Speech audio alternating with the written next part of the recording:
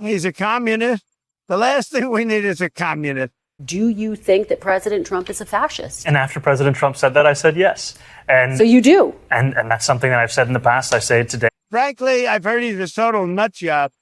Left, right, fascist, communist, terrorist. In a world where political labels are wielded like weapons, media figures flip-flop between outrage and cordiality and ideological loyalty, often masks hidden alliances. What does it mean to truly step outside the narrative and reclaim autonomy in the holy name? I said there will never be socialism in the United States. Don't even communism. I mean, isn't it irrelevant? Can the mayor of New York meaningfully create a socialist communist state? What power does he have? What levers does he have access to? The simple truth is this. Until we recognize the incredible potential of this very technology, we're gonna rattle around in these ridiculous paradoxes and this stupid mudslinging. How long do you want to engage in it? It doesn't matter if you're left or right, because as we've told you, them labels don't mean anything anymore. Start using N-word, racist, rapist, all these words just tossed around as weapons to disable, smear, or impede any relevant voices. Let me know what you think about that in the comments and chat. Frankly, I've heard he's a total nut job. I think the people in New York are crazy because they go this route. I think they're crazy. We will have a communist for the first time, really, a pure, true communist. And Mamdani says of him. He asked about your comment calling the president a fascist, and your answer was, both President Trump and I have been clear about our positions and our views. Mm-hmm. Are you affirming that you think President Trump is a fascist? I've spoken about... That's okay. You can just say yes. Okay. It's interesting, isn't it? Even Trump, with all of his robustness and all of his bellicosity and all of his personal groundedness and interpersonal authority, still deploys very unusual body language when dealing with something that's socially awkward. That's okay. That's okay. You can just say yes. Okay. It's very un-Trump, that wrist, isn't it? And look at our man Mamdani there, clutching away at his genitalia, putting essentially a manual codpiece over his vulnerability, you'd have to say. Now, you might see that as cod psychology, but I'd see that as a manual codpiece over his genitalia. And the fact is that they're just two human beings saying what they have to say in order to facilitate their function in a very narrow and increasingly ephemeral public space. What I mean by that is this vapor is floating away, and there is a great revelation coming. Okay. That's easier. It's easier than explaining it. I don't mind. Now, when not trapped in the embarrassing dynamic of personal proximity, what does he say? At press conference with President Trump, a reporter asked you whether you believe that President Trump is in fact a fascist, a word that you've used in the past. You were about to answer, then President Trump sort of jumped in and he said, quote, "That's okay, you can just say yes. It's easier than explaining it." So, Mr. Mayor-elect, just to be very clear, do you think that President Trump is a fascist? And after President Trump said that, I said yes. And so you do? And that's something that I've said in the past. I say it today. And I think what I appreciated about the conversation that I had with the president was that we were not shy about the places of disagreement, about the politics that has brought us to this moment. And we also wanted to focus on what it could look like to deliver on a shared analysis of an affordability crisis for New Yorkers. So what does fascist actually mean then? Fascist literally means a bundle of weak things tied together to make them strong, which is a pretty good thing. It doesn't really mean that though, does it? It means Mussolini and it means Hitler and it means baddie. It means evil. It's a synonym for evil, while in fact, etymologically and actually what it means is if you bind together many weak things, they become strong. So fascist actually is a pretty good thing. And where fascism comes from is if you want to challenge centralized global forces, the people have to come together. It's not dissimilar to socialism in its goals, and that again is why I believe that Christ is the answer, because the problem is whether it's a fascistic model or a socialistic model, if it's human beings that are operating the levers, it will become diabolical. I mean that literally. It will become split, dualistic, Luciferian, satanic. The dark forces, whether you want to see them as supernatural or natural, I don't care anymore, will ultimately take command. The only way out of that is to make a deep commitment to be willing to die for what you believe in. Once you've made that, then you're cool. Kamala Harris and Rachel Maddow attending the funeral of Dick Cheney, a man Maddow once denounced as the maestro of terror politics, alongside Zoran Mamdani branding Donald Trump a fascist mere days after a cordial meeting, and months after Trump had labelled him a communist lunatic, signals a disturbing collapse of meaning in political language. A who's who of the nation's political elite gathered for Dick Cheney's funeral. Former Presidents George W. Bush and Joe Biden with their First Ladies Laura and Dr. Jill. And former Vice Presidents Al Gore, Dan Quayle, Kamala Harris, and Mike Pence. Fitting in a way that a funeral is the venue for dropping the bullshit, because the bullshit is not just the political system, it's the BS we all engage in when we prefer a persona over reality. Indeed, the very word persona, the etymology of the word personality, suggests and indeed means a mask. Only temporarily is this your identity. Your true identity is in God. Like, why would you go? I heard that it took the Catholic Church 350 years to apologize for calling Galileo Galilei a liar when what he had in fact done is told the truth about astronomy. Well, how long will it take for this system to apologise for the COVID pandemic? Has there been apologies from Dick Cheney? Has he gone, do you know what? There were no weapons of mass destruction. I was on the board at Halliburton. We recognised the Iraq gig was a terrific opportunity, so we went for it. He's not apologised. What does Rachel Maddow really believe? What does Kamala Harris really believe? What do any of them really believe? They believe in the illusion that is necessary for them to believe in to maintain the roles that they play in this system. But you don't have to believe in it anymore. I don't have to believe in it. If you're old enough to remember the vehement damnation that they applied to Dick Cheney, much of it deserved. I can still instantaneously call up that dude in a cowboy hat going, man, now listen, that Trump's a motherfucker. You know, there they all are. There they all are.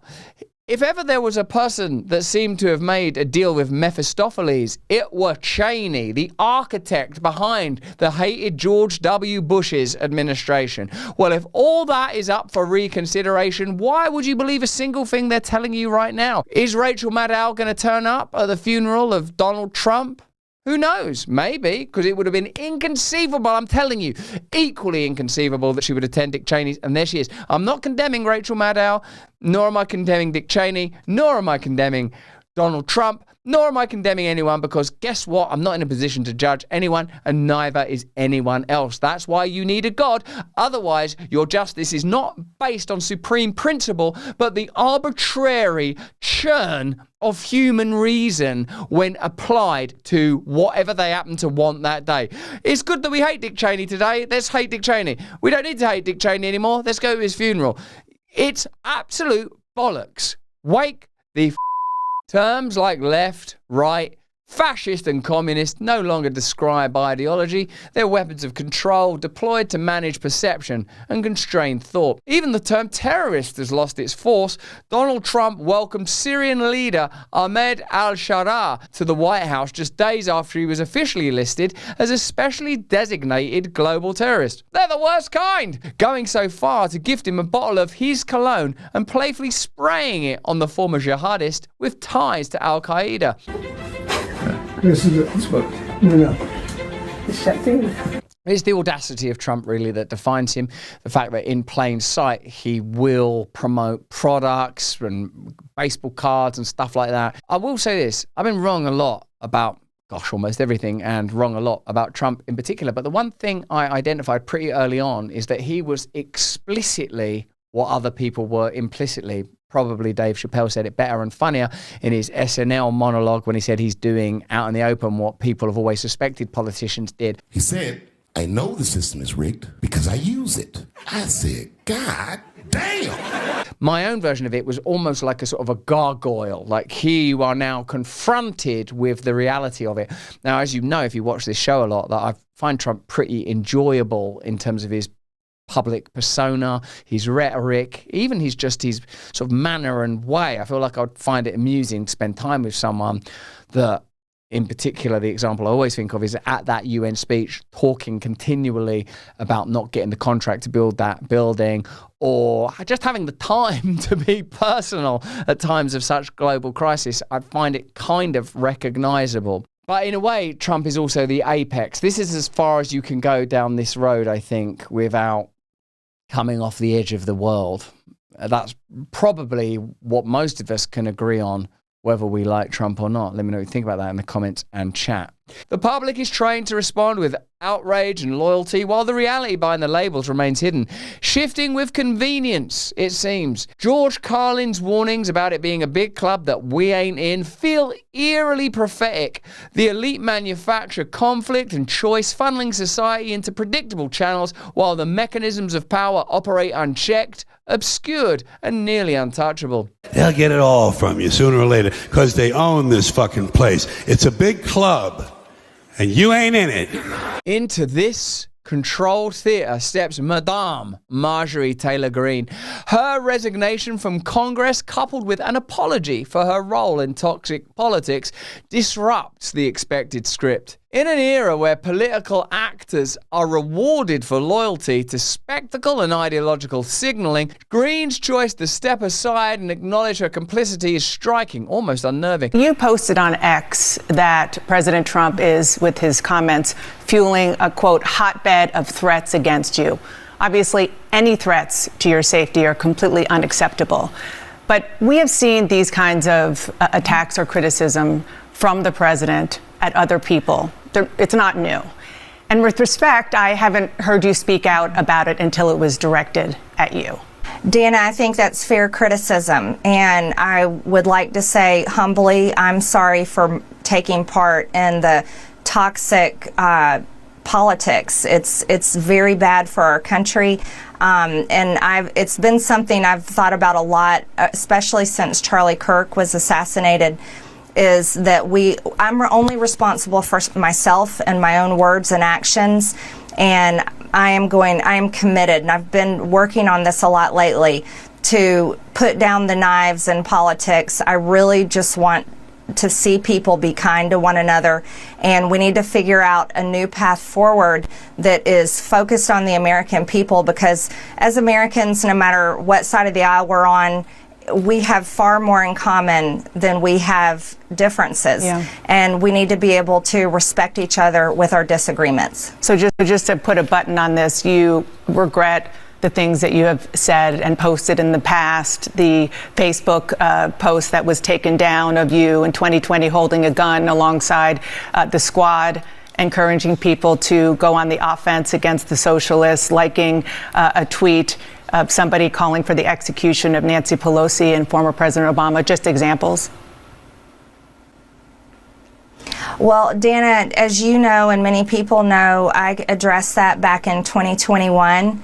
And of course, I never want to cause any harm or anything bad for anyone. So that was addressed back then, and okay. I very much stand by my words I said then, and I stand by my words today. I think America needs to come together and end all the toxic, dangerous rhetoric and divide. And I'm leading the way with my own example, and I hope that President Trump can do the same. Hey, see, I met her, Marjorie Taylor Greene, a couple of times, and I wonder if you're able to do this. Look at the face of Marjorie Taylor Greene and the face of the Lady Dana, and you can sort of see in Marjorie Taylor Greene the truth of who she is. She's a woman. She's like a real woman, a real earth person.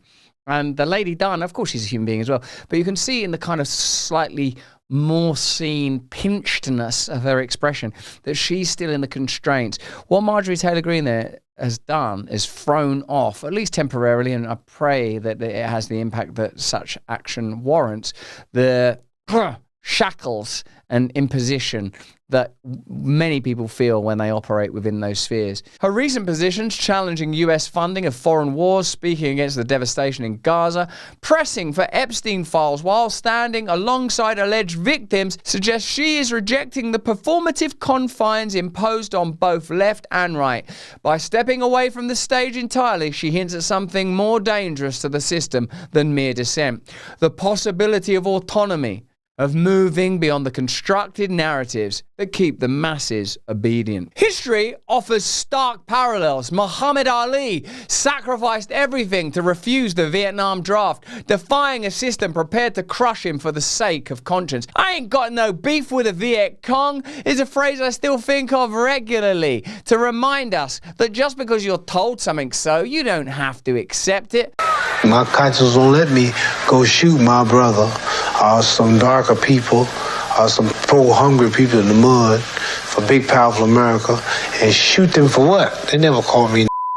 They never lynched me. They never put no dogs on me. They never robbed me of my nationality, raped and killed my mother and father.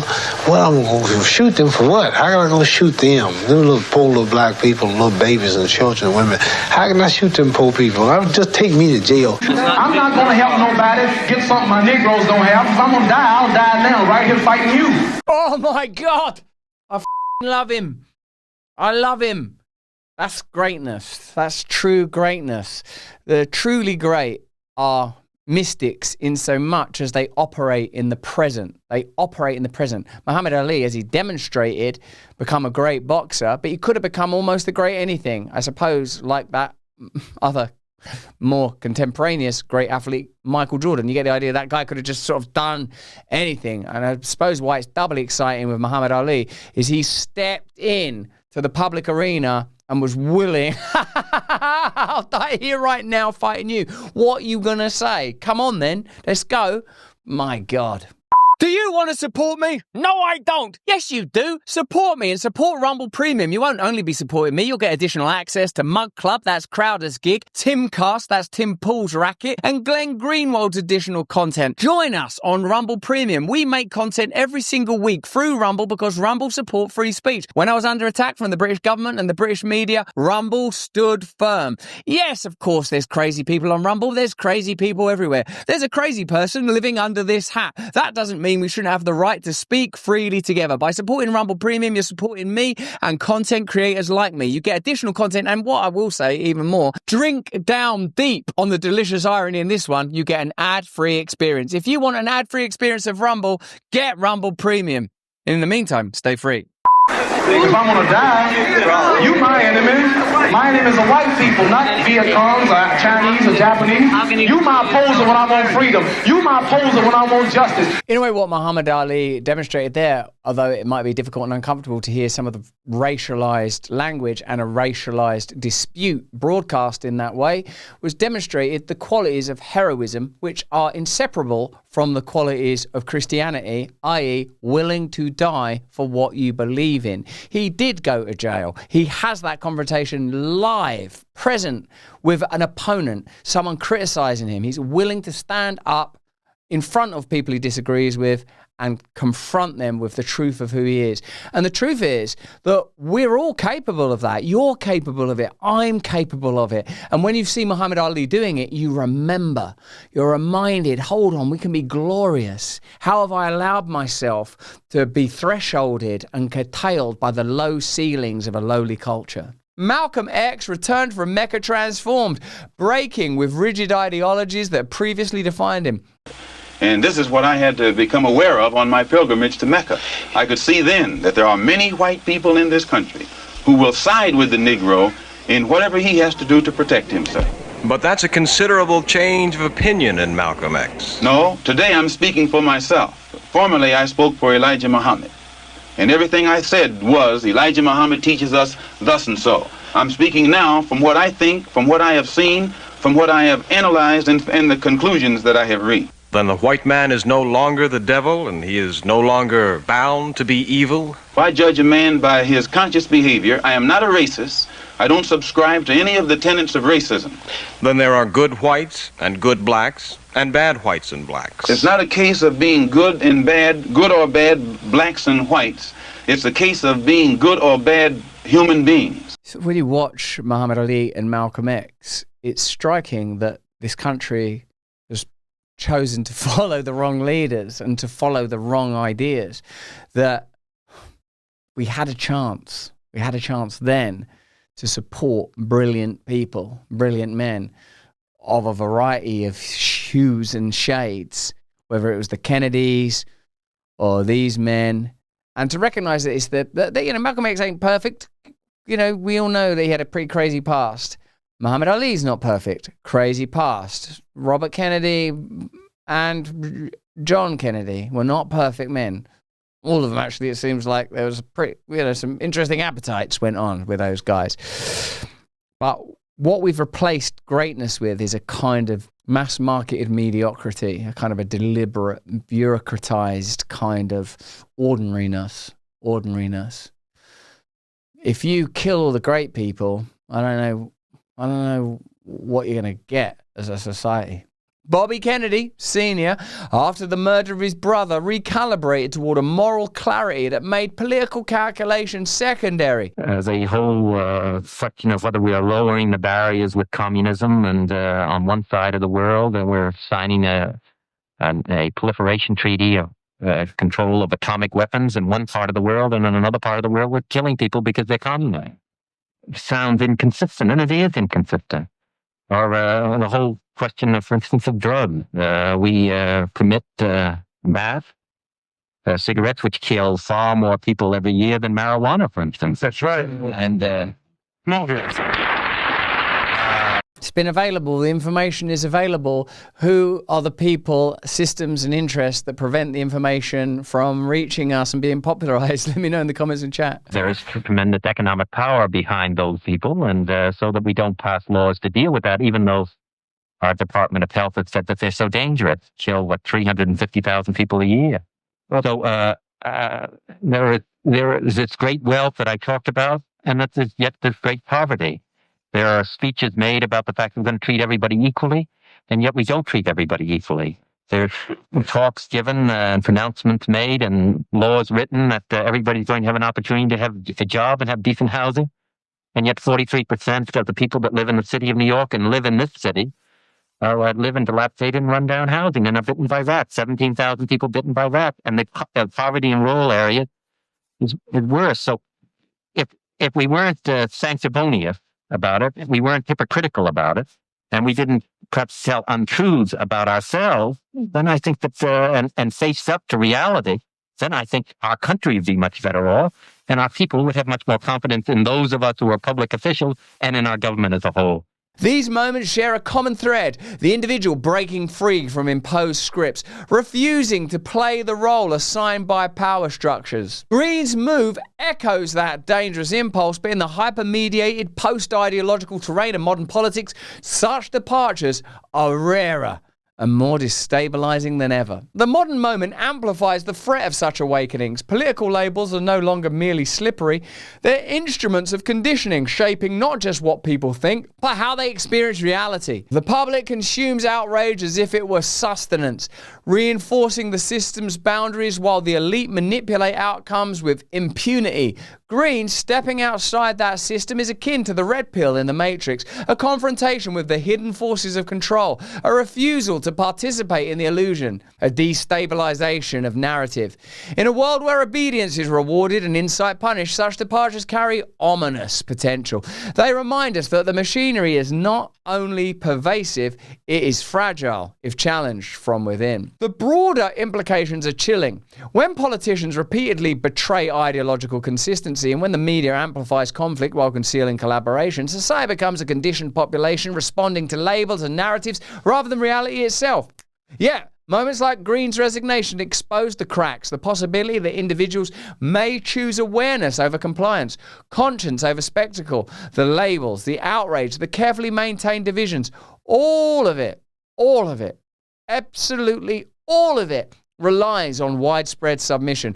Once that submission falters, the entire architecture of control becomes vulnerable. The danger for the ruling class is not opposition that mirrors the status quo, but a single actor stepping beyond the script, refusing to obey, and inviting the public to question the illusions they've been fed. And this is an opportunity we can all share in. Like Marjorie Taylor Greene, we can all resign from whatever role we're supposed to be playing. I've resigned from mine. Many times. Many times I've been here before. Now, who do we belong to? We belong to a source of power way beyond their malleable systems of total control. We can be direct agents to the principle of God, rather than controlled by the ever-changing vicissitudes of a culture that has no moral moorings? This is the ominous question the moment poses. If ideological labels no longer map to reality, if political actors can flip between fascist and communist accusations at will, and if even the most extreme partisans can apologize and disengage, then who truly controls the narrative? The warning's clear. Society teeters between conditioning and consciousness, and those who step outside the controlled story threaten a system built on obedience, hypocrisy, and the illusion of choice. Greene's resignation is not merely a personal recalibration, it's a tremor in the foundations of managed reality, a hint that the cage might one day be opened, and that the public might glimpse the mechanisms that have long shaped their perceptions and constrained their minds. Or to use a metaphor from classic Greek literature and philosophy, we are turning at last and facing the light, no longer content to look at the silhouettes and shadows cast by a machine of total control. The reality of God is accessible to all of us, and more people are awakening to that truth. At least that's what I think. Let me know what you think in the comments and chat. Now Donald Trump's new bestie. He was a jihadist with 10 million bounty. Now Trump is welcoming him to the White House. But, you know, what was Fidel Castro before he became president of Cuba? What would George Washington have been if the British had won the War of Independence? He'd have been a traitor and a terrorist. So, in a sense, these terms have always been somewhat mobile. The challenge is now that we're confronted with this at a pace that we can't contend with. I was about to say we can't put Marjorie Taylor Greene in the same category as Muhammad Ali, Robert Kennedy, or Malcolm X, such verifiably great men, but perhaps we can. Perhaps all of us. Maybe Rachel Maddow could yet still be great. Maybe Mamdani can be great. Maybe America can be great again. But if America is going to be great again, the greatness will be to acknowledge the greatness of the individuals within America and the potential collective greatness that may lead to. And that can't be brought about through systems of inoculation and castration. We must revere and honor and love greatness as a reflection of the God that's within each of us. Look at how Malcolm X changed. Look at how Muhammad Ali changed. Look at how Marjorie Taylor Greene has changed. If we're going to say, oh, there are no great people, what do you think? Do you think there's something in the water? Maybe there is something in the water. You think great people aren't being born today? You think that great people don't move among us? You think greatness isn't in you? That's what they've done. That's the great trick that they've enacted. Oh, that can't be done anymore. That's over. It ain't over. We forbid it. The glory is yet to come. Our great achievements are yet undone. You will do greater deeds than me, said Jesus Christ. And impressive though Muhammad Ali no doubt is, and Malcolm X was, and no doubt how impressive it is what Marjorie Taylor Greene has been willing to do and say. There is a greatness that is coming, and you must participate in it with me. But that's just what I think. Let me know what you think in the comments and chat. Remember, we stream at these times, and if you want to support me directly and make sure I can keep doing this stuff, support me through Reborn and, you know, maybe win yourself a wagon, baby. Click the link in the description if you're interested in that. More important, though, is that you please, if you can, stay free. Thanks for watching the video. Have a look at this one over here, or join us Monday, Wednesday, and Friday on Rumble.